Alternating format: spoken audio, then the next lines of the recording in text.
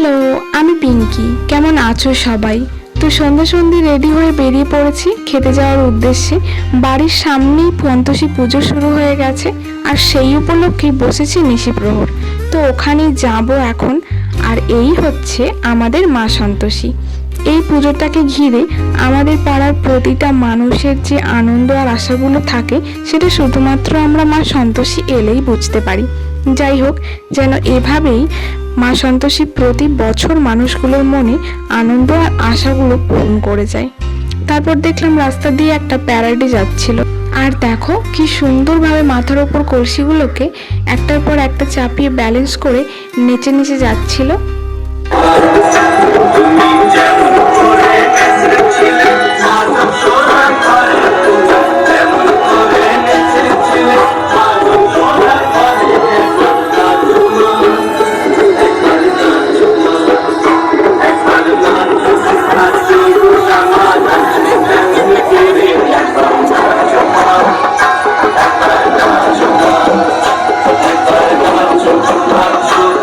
তারপর চলে এলাম খেতে, আর মেনুতে ছিল ডাল, কুমড়ো, একটা মিক্স ভেজ।